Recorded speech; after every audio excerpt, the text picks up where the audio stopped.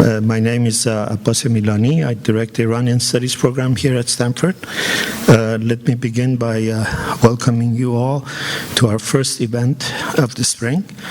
We just also had, as you know, the Persian New Year. So happy Nowruz to those of you who celebrate, and happy vernal equinox to those who will celebrate in future. I'm not going to give you a list of all our upcoming events. There is a list. You can pick it up outside. And if you're not on our waiting list, on our mailing list, we will put you on our waiting list and send you on our mailing list. These are only to inform you about our upcoming events.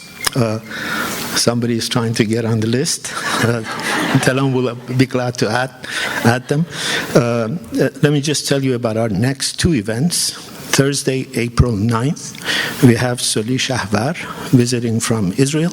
He has written a book called Modernity, the Baha'i Faith and the Question of Modern Education in Late Qajar and Early Pahlavi Iran. He'll be talking about his book. The event is in English.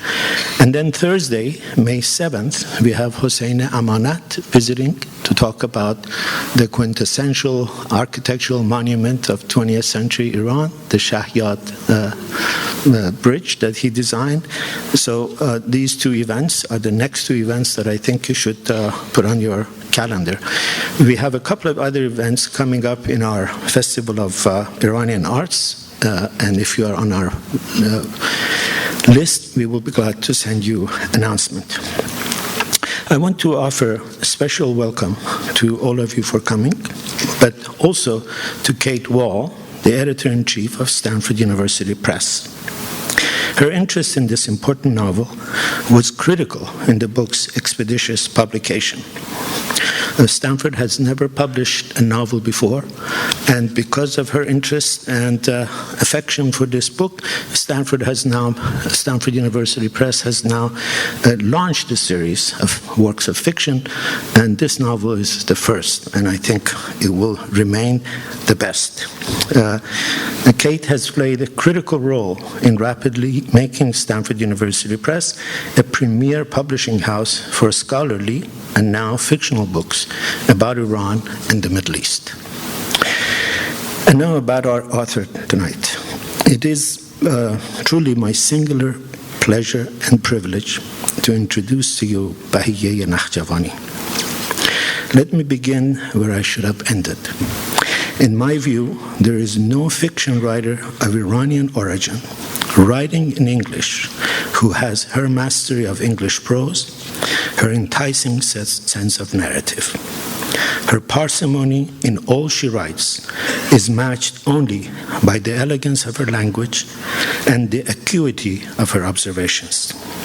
She is as unsparing in observing and chronicling our human foibles as she is in moving us away from facile judgments about them. The book that is the subject of our discussion tonight is about the life of Qurratul Ain, one of the most remarkable women in the modern history of Iran. I think everyone who has ever read a work by Bahiyyih marvels at her masterful structure and plot development. Everyone craves for more and laments that by now we only have 3 of her novels. We could have thus called tonight a conversation with the woman who writes too little about a woman who read too much. All 3 of her novels are about the history of Iranian and Middle East in the last half of the 19th century. Though anchored to an intimate knowledge of the age, her narrative has invariably the pith and precision of poetry, the depth and rigor of scholarship, and always the engrossing suspense of a great yarn. Please join me in welcoming Bahiyyih Nakhjavani. After her talk and some question and answer, she has kindly agreed to sign copies of her book. There is food and drink for your drinking, coffee, and sandwich pleasure. Thank you, and join me in welcoming Bahiyyih.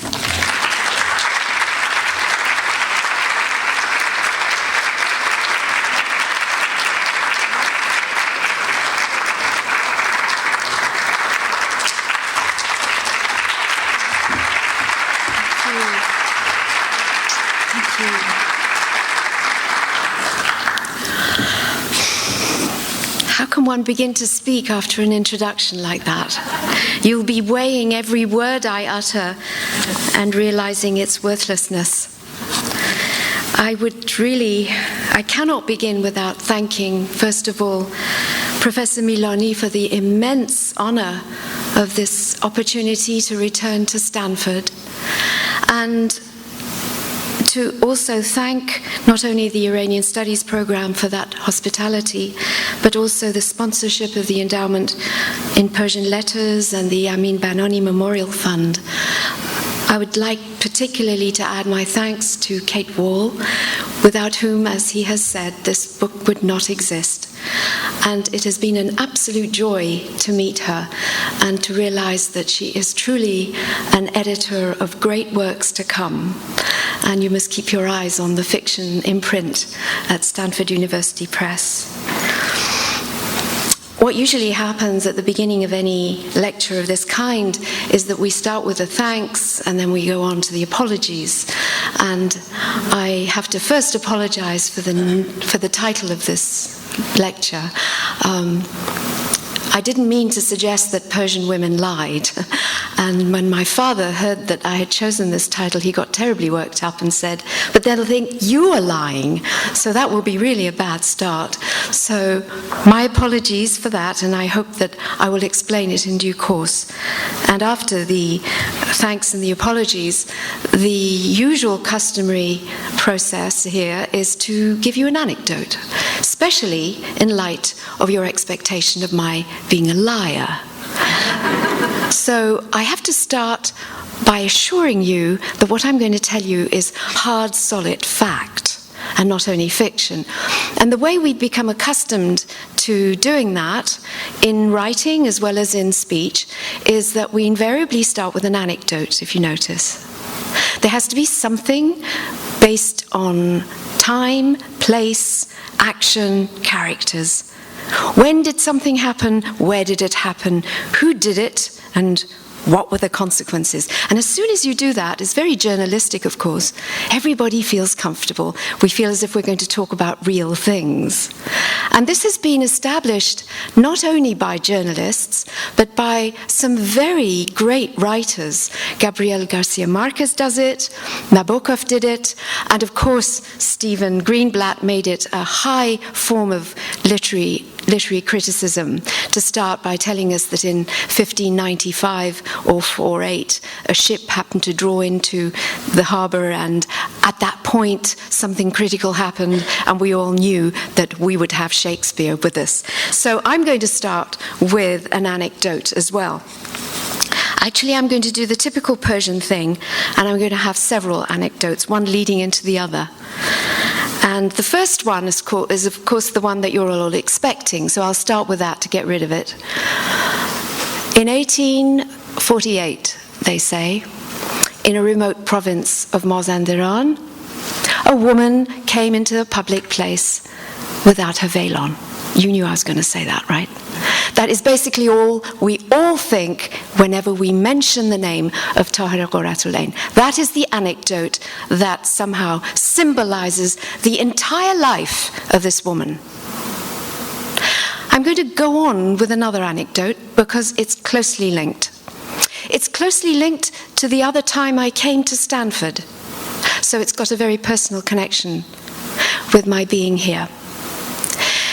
It was about 1978, I think, and I was in, maybe it was a little bit earlier, no, round about then. I was in Smith College checking out my sources for a doctorate on peeping toms, and there was going to be a lecture, and I was very excited. I was going to go to it, and a woman was coming to give this lecture on the subject of Tahirah Qurratulain. So of course there was an auditorium like this. There were approximately 50 people gathered, and we were all waiting. We were waiting for that iconic story in 1848 in a remote province of, etc.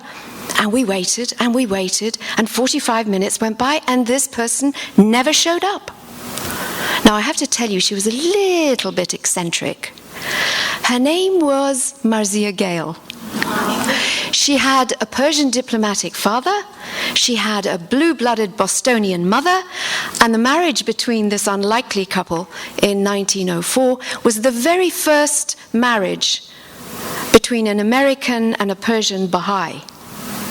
And the offspring of this conjunction was this remarkable